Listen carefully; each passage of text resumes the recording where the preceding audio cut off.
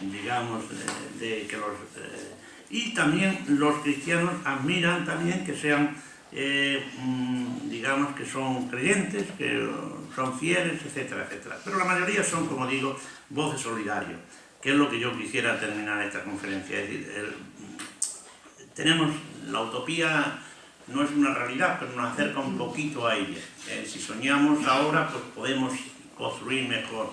Lo que hemos dicho tantas veces, las utopías de hoy son las realidades de mañana. Entonces, la generalidad es todos somos iguales y tenemos los mismos derechos. Todos somos iguales, el mundo es de todos, la solidaridad es no cerrarse, abrirse a los demás, convivir con todos, sobre todo con los más limitados, pobres inmigrantes, todos tenemos defectos y cosas buenas, hay que llevarse bien con todos. Y por lo tanto, yo creo que la convivencia entre diferentes es difícil, muy difícil. Cuando son más diferentes, pues más. Yo lo digo muchas veces, es decir, el convivir, ¿cuándo te llevas mejor? Digamos, cuando tienes una novia o un amante, cuando tienes o cuando vives juntos. Y la convivencia es difícil. Si la convivencia con mi mujer, digamos, pues eso que me da de vez en cuando algún cariñito, pues pero es difícil. Entonces no va a ser la convivencia con nosotros, con los diferentes, pero es posible. La historia nos ha dado muestra de que es posible convivir cristianos, judíos, etcétera, etcétera, etcétera. Nuestra propia historia, es decir, nuestra propia, aunque no tenemos que entrarla a un nivel demasiado idealizado, pero la convivencia es difícil, pero es posible. Voy a terminar con... Hoy somos muchos los hombres y las mujeres, escribo yo, los jóvenes y ancianos, blancos y negros, nacionales y extranjeros, musulmanes y cristianos, hinduistas y budistas, judíos y ateos, que soñamos con ese mundo solidario, plural y libre. Queremos hacer realidad la utopía de la ciudadanía y fraternidad universal humana, según el testimonio del poeta musulmán sevillano del siglo X, Al-Zubaydi. La tierra entera en su diversidad es una sola, y todos sus habitantes, hermanos y vecinos. Nada más.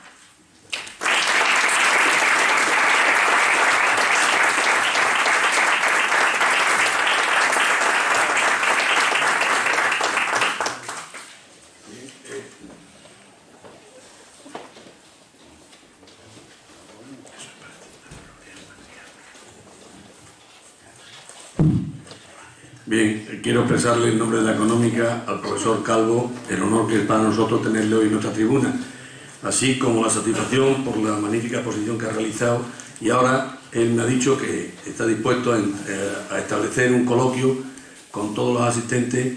Yo lo que sí le voy a robar en el coloquio, que las preguntas sean cortas, sean concisas y sean claras, para que así puedan intervenir más y eviten las exposiciones que nos obligan a una segunda conferencia. Si cuando ustedes quieran pueden intervenir. Pero ese consejo me lo tiene que dar a mí, que suelo caer en él. No, se ha plegado perfectamente al horario establecido. Adelante. Sí. Bueno, ante todo, felicitar al conferenciante, en fin, ha hecho al fin y al cabo un batiburrillo de cosas, pero el tema de la conferencia era islamismo y cristianismo, diálogo. Islamismo y cristianismo son dos conceptos religiosos.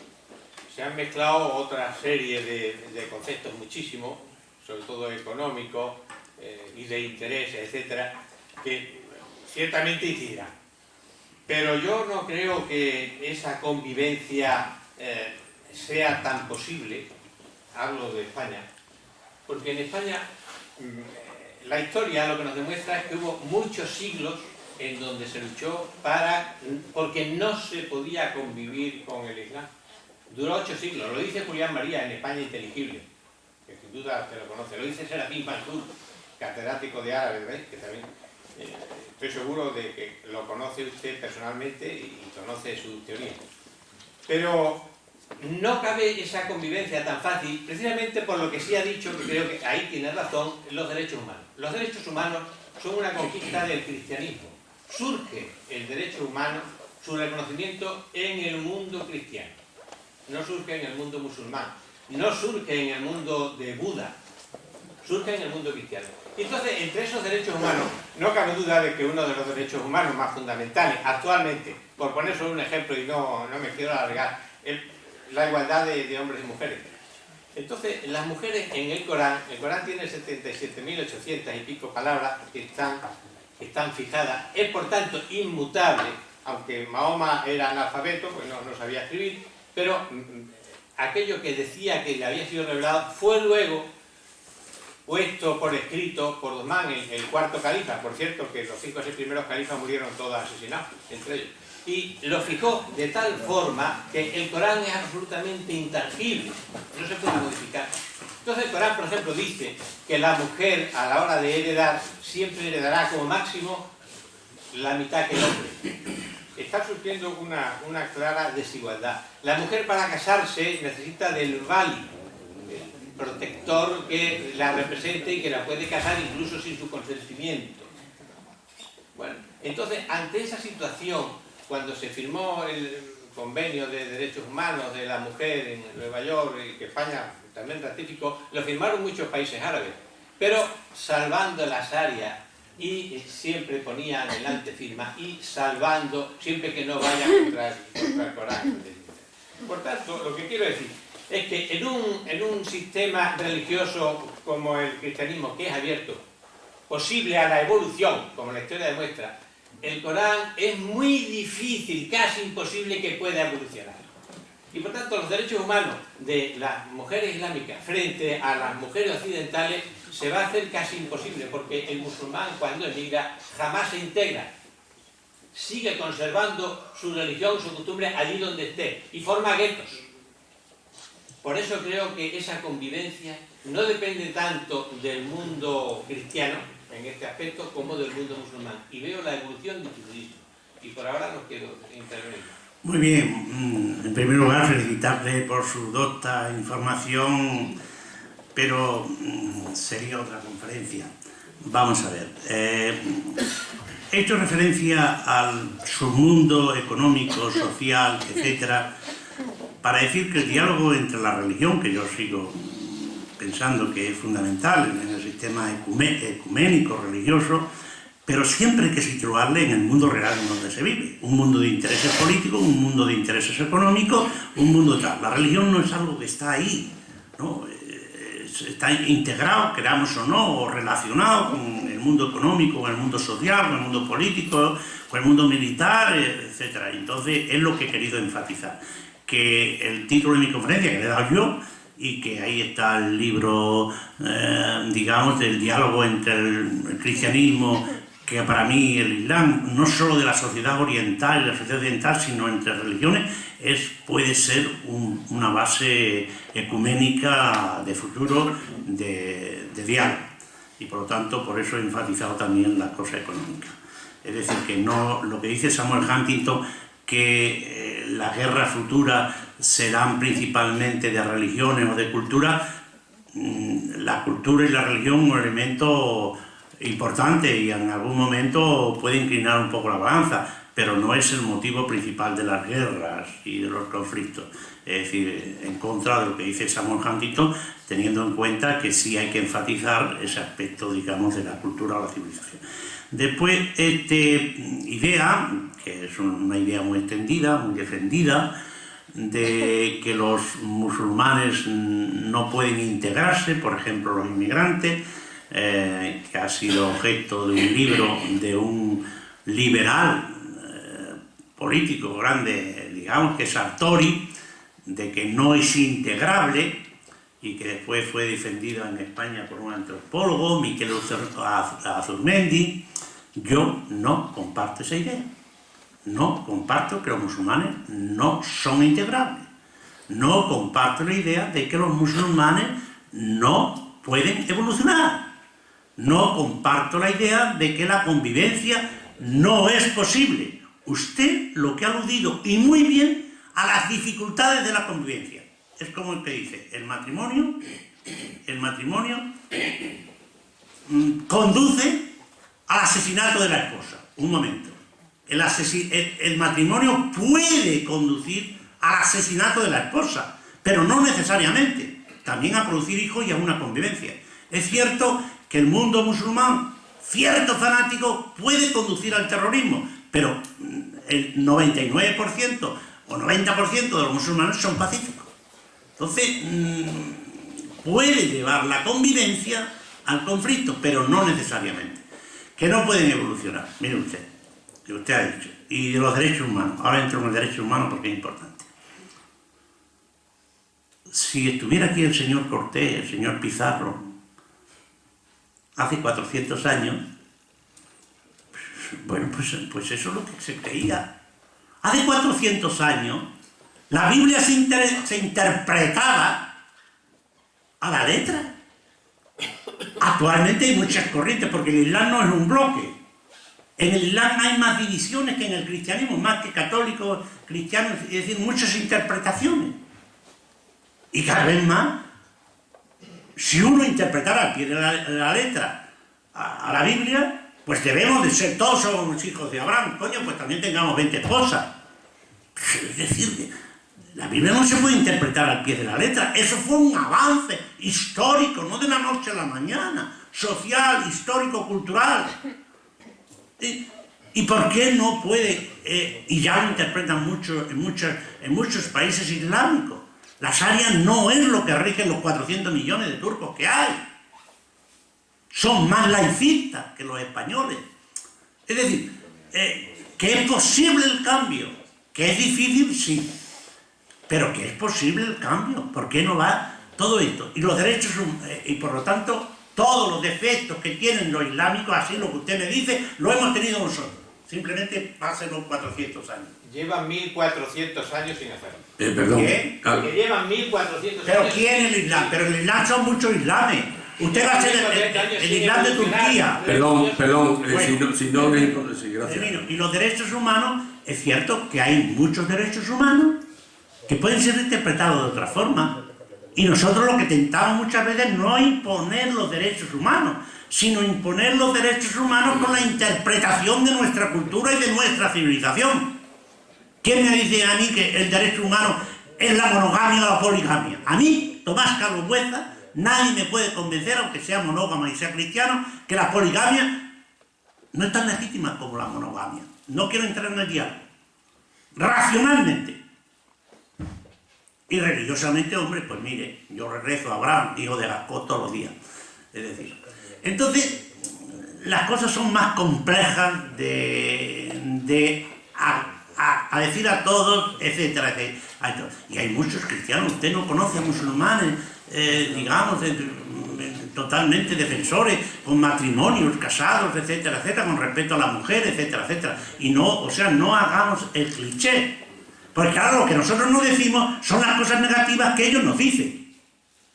A una africana, aunque sea prostituta, nunca abortará. Yo no entro en aborto sí o no, eso es contra todos los valores, eso es como es la vida, lo esto, es decir, eso no, es decir, y nosotros, la forma de vestir, ellos parece como una provocación contra los derechos humanos, que nosotros, yo lo defiendo, pero te quiero decir que lo que nosotros interpretamos como una violación de los derechos humanos, que a veces es, otras veces no es tanto. El cambio viene de dos cosas, la escuela y el trabajo. El cambio en el mundo musulmán, con el mundo gitano, como en las minorías, vendrá cuando las muchachas vayan a la escuela, a la universidad y trabajen como los hombres, como ha sucedido en la sociedad española. ¿O qué crees? ¿Que los derechos que tienen las mujeres ahora se los hemos concedido a los machos? ¿O ellas lo han conseguido por su lucha? Cuando han podido subsistir económicamente, cuando han podido saber y cuando han dicho, mira, yo voy a la universidad, sé tanto como tú, etc. Entonces es posible el cambio.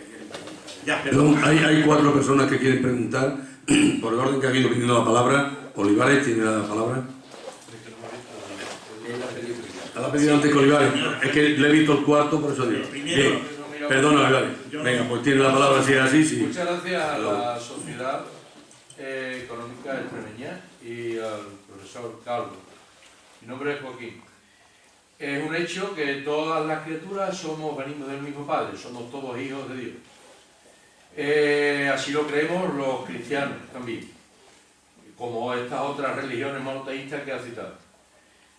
San Ambrosio lo dijo, Dios creó el mundo para todos, pero unos ricos se apoderaron de la mayor parte de su riqueza, como ha dicho, en el pórtico de su conferencia. Sin justicia no hay paz. ¿No será que los mercaderes, porque no quiero decir los mercados porque tienen nombre y apellido, no será que los mercaderes están interesados, según ha leído, y lo hacen, lo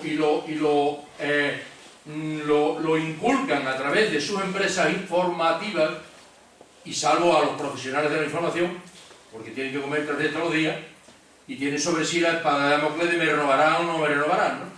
Entonces, ¿no será que los mercaderes, repito, y a través de sus medios de comunicación, quieren fomentar esa no paz para que no sea posible la justicia? Muchas gracias. Estoy de acuerdo con usted. Es decir, la responsabilidad, bueno, me confirma que hay algo más de la religión, son los intereses económicos que están en todo esto. Simplemente leer una sura del Corán. Las mujeres tienen sobre los esposos idénticos derechos que ellos tienen sobre ellas, según es conocido. Pero los hombres, cierto, añade sobre ellas preeminencia, pero tienen los mismos derechos. Es decir, que el Corán como la Biblia se puede interpretar de muchas maneras. Gracias. Voy a decir, con perdón que yo lo tengo establecido, Olivares, esta señora que está ahí con el pañuelo en el cuello, es para que el señor con la camisa de raya. Así que Olivares tiene la palabra y por favor lo que sí les pido es concreción y corto. Voy a intentar ser breve, aunque es casi imposible, porque ha sido tanta el número de variables que se han utilizado en el discurso que también ha hecho el conferenciante que me va a ser difícil concretar en una sola pregunta, que es lo que voy a hacer.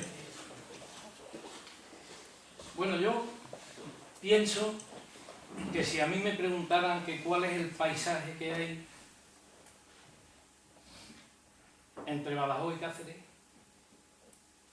daría una interpretación diferente si trasladara la visión que tengo cuando voy de Badajoz a Cáceres que cuando vengo de Cáceres a Badajoz. De manera que en este sentido yo creo que cuando se habla de ideas sedimentarias, es decir, de ideologías religiosas, porque me imagino que no estamos hablando de clero, estamos hablando de ideologías religiosas, pues el mirar la religión desde un punto de vista seguro que es incompleto. De manera que cuando se enjuicia cuál es el problema de un choque de religiones o de ideologías religiosas, hay que tener a los dos intérpretes de esas ideologías religiosas para que confronten de forma sosegada y reposada los puntos de vista. Entonces, yo desde mi punto de vista creo que existe permeabilidad entre estas dos ideologías que aquí se ha hablado. Hay otras que también existen, que no tienen la problemática de un dios y de esto, como son las budistas o otras religiones de corte oriental, y que no tienen este tipo de problemas, ni el problema de asumir el alma platónica y defenderla hasta las últimas consideraciones, etc., ¿no? De manera que yo creo que es posible la convivencia y es posible la permeabilidad entre estas personas que tienen esta ideología. Yo creo que el problema que hay es un problema que no está relacionado con la ideología religiosa. El problema es un problema social, político y económico. Y antes, cuando usted ha dicho que lo que habría que buscar es una sociedad justa y una sociedad en donde se defendieran los derechos humanos y tal, a mí me gustaría saber qué opina usted de promover, defender y luchar por el decrecimiento. ¿Por el? Decrecimiento. Es decir, por dejar esta espiral y exponencial hacia el hiperconsumo, la hipertecnología, el hiperliberalismo. Es decir, ¿cuál sería la postura que tendríamos que tomar? Yo creo que la postura correcta, tal como se está viendo, es neutralizar el neoliberalismo. más que pensar en religiones y en ideologías religiosas.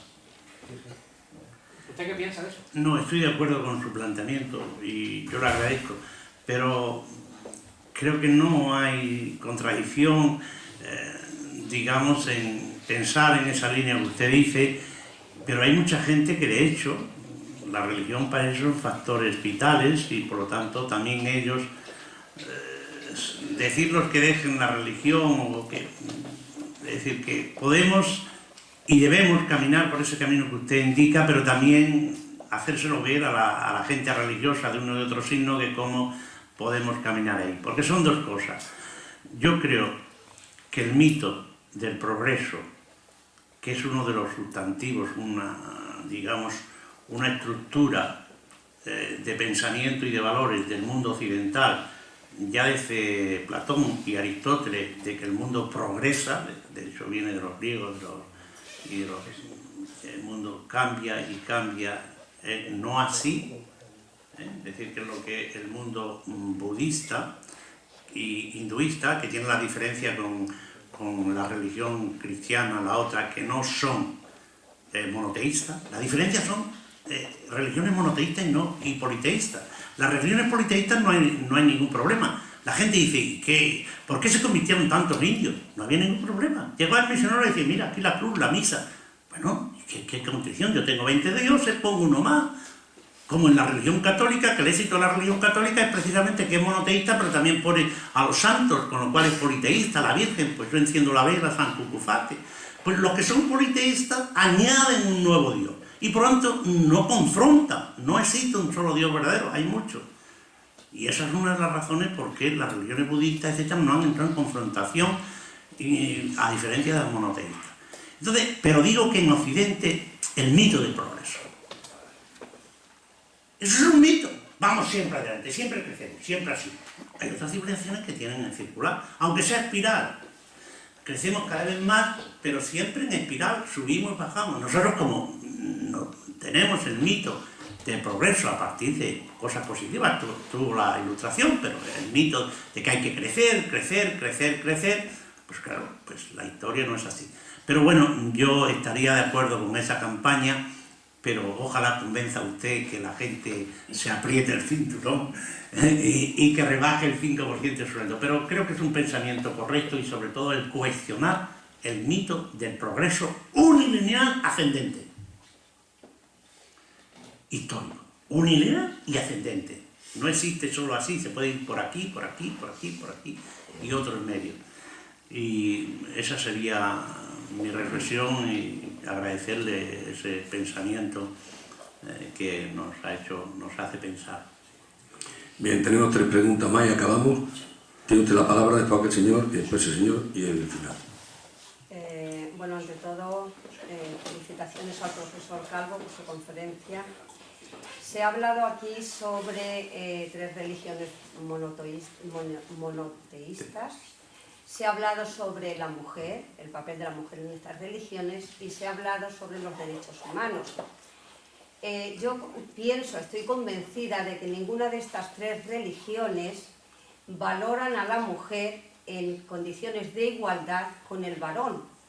De hecho, en las 3 religiones la mujer está siendo, por el hecho de ser mujer, sencillamente está siendo discriminada. Esto es algo que va contra los derechos humanos. La interpretación de los libros sagrados la han hecho siempre los varones en estas religiones. El día que alguna mujer llegue a ser papa en Roma o obispa en la religión católica, entonces tal vez la religión católica pueda felicitarse porque al fin está también respetando los derechos humanos y está en condiciones de respetar las leyes civiles, porque las leyes civiles sí reconocen esa igualdad, no las religiones. Bien, es un problema y un fenómeno muy importante, sería también, digamos, causa de otra conferencia en que yo no soy, digamos, especialista particular a los estudios de género, por lo tanto mi reflexión es superficial y tal. que hay que seguir avanzando en la igualdad de los derechos humanos entre hombres y mujeres, entre blancos y negros, entre amarillos y colorados, entre unos y otros, es un desafío humano eterno que hay que ir haciendo siempre. Por lo tanto, hay que avanzar más. En unos se han avanzado más, en otros se ha avanzado menos. Pero el problema es que la religión se ve como la religión, el Papa, los obispos, etc. No. La religión es un fenómeno social, económico, político. Y la situación de la mujer en este tipo de sociedades no depende... Es cierto que la religión puede ideologizarlo, predicar... Es un factor, pero no el decisivo. El decisivo es, como todo, la sociedad civil. Es decir, nosotros creemos que los políticos nos cambian la sociedad, hacen algo, pero no cambian. Ni el 22 ni el 23, lo principal es lo que cambiemos los extremeños, lo que cambiemos los hombres y las mujeres. Lo que pasa es que tenemos siempre en decir, todo depende del gobierno, todo depende de no sé cuánto, todo depende del Papa, todo depende de los obispos. Entonces, la construcción de los derechos humanos se hace principalmente en las sociedades civiles, se hace en la escuela, en los medios de comunicación. El Estado, confiamos demasiado en el Estado y confiamos de más en las leyes. Y las leyes se hacen, y las leyes son iguales. Y tú lo has dicho muy bien, la igualdad humana, no me vas a decir que todas las religiones no lo publican. Todos los hombres somos hijos de Dios, hermanos en Cristo. Es decir, cuando van a los indios, una cosa que dicen, el alma de un indio vale más que todo el oro del Potosí. Sí, pero practícalo. Es decir, y una frase, entonces proclamamos la igualdad, la hacemos y hay que practicarla. En cuanto a la cita que has hecho, la religión cristiana, y yo soy cristiano en la versión católica, pero muy heterodoxo, entonces no sé si soy heterodoxo, pero miren ustedes, yo he sido cura. El problema que tiene la Iglesia Católica es, hasta que no se convenza de dos cosas, déjate coño de los condones y del carajo y de la puñeta, y déjate ya, incluso por razones prácticas, mientras las mujeres no sean curas, obispos y papas, esto no se pone en marcha. El 70% de los curas de Badajoz, de Cáceres y tal, tienen más de 65 años, abre los ojos.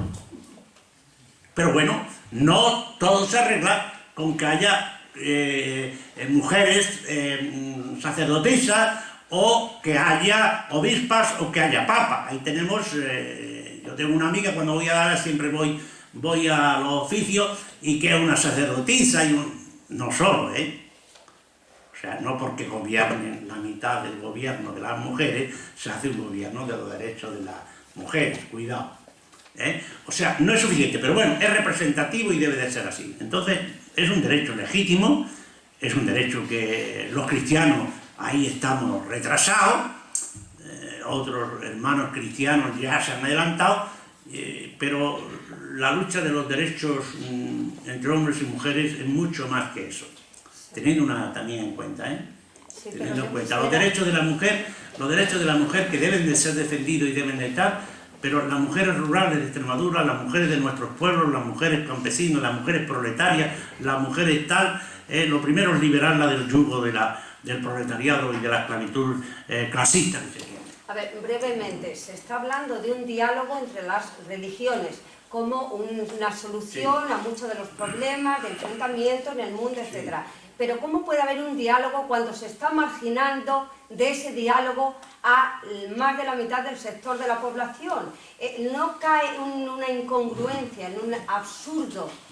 Por otra parte, yo comentaba antes, ciertamente las leyes lo reconocen. ¿Cómo es posible que las religiones, que se supone tienen que estar por encima incluso de las leyes humanas, no reconozcan algo tan evidente? ¿Cómo podemos hablar de diálogos de religiones si no son capaces primero de reconocer algo tan evidente como la igualdad? Yo creo que lo reconocen. Y ya sé que perdón, es un tema que, aparte, yo solamente quería... Ya he dicho a nivel verbal. Y una cosa, esto de que las mujeres están excluidas, miren ustedes, en América Latina, el mundo cristiano católico que le conozco bien, el 80% de todo lo que se hace lo hacen mujeres. Porque son esclavas, porque las han enseñado a ser esclavas. Perdón, no entremos en un diálogo múltiple, porque así no podemos ir a ningún lado. Vale, de acuerdo. Gracias, Oscar. Usted la palabra. No, de nada. Es gratuito, eso Sí, nosotros a finales del siglo XVIII, Sí.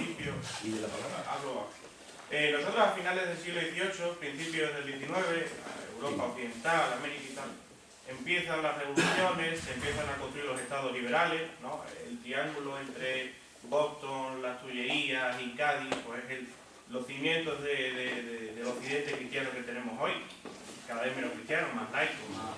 En ese sentido se firma la Declaración de los Derechos del Hombre y todo eso.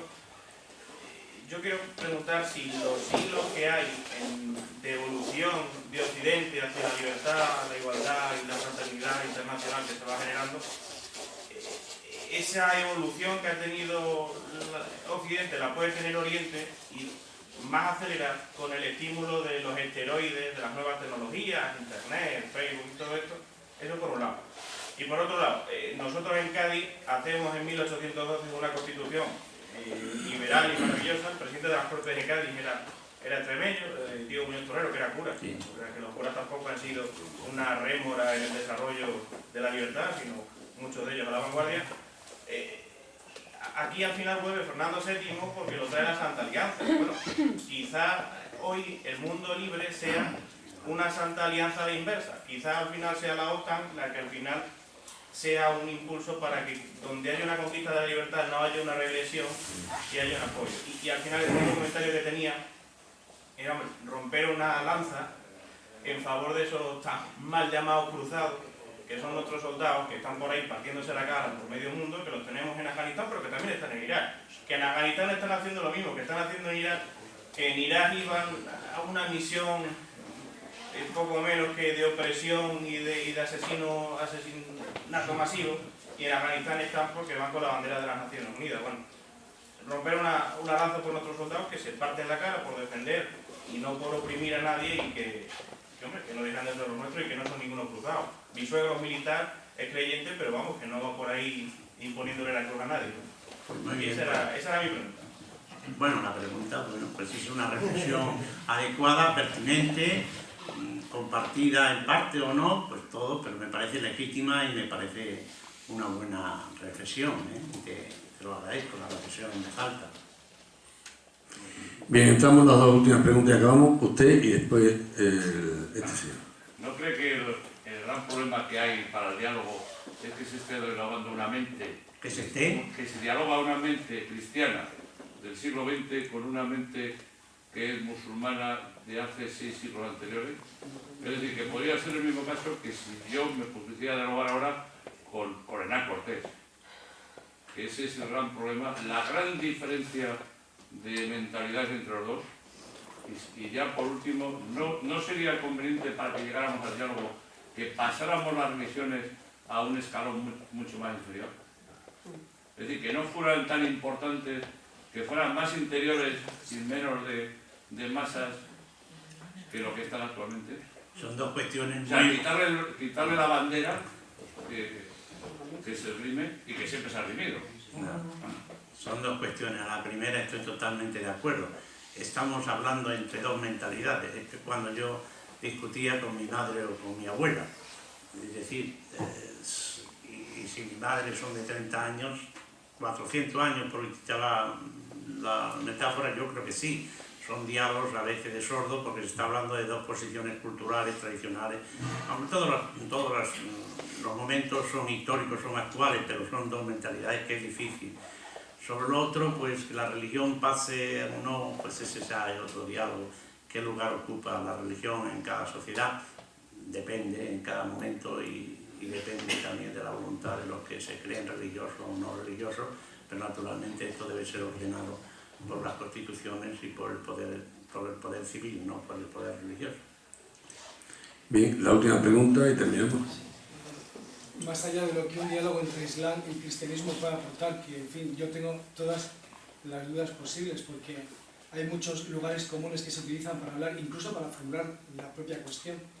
Yo recuerdo a Jeremy Rifkin haber dicho que los grandes saltos, al menos en Occidente, digamos, evoluciones siempre se han producido con la innovación de dos elementos, ¿no? Uno, la cuestión informativa y otro, las energías, ¿no? Las energías con las que podemos funcionar. Y hablaba precisamente él, referencia a Internet y a la hidrólisis como las dos posibilidades que puedan generar pues, nuevos horizontes. Yo creo que hablar de diálogo cristianismo-islam sin hacer otros muchos análisis previos y, en fin, limitando muchísimo toda esta cuestión es muy complicado porque, en fin, yo creo que decir diálogo islam-cristianismo, si no quieren hablar, por mucho que nosotros digamos que pueden dialogar, difícilmente se puede hacer, ¿no? Sí, estoy de acuerdo y mi conferencia lo ha puesto de manifiesto y ustedes lo ven. O sea que habla de todo y no habla de nada.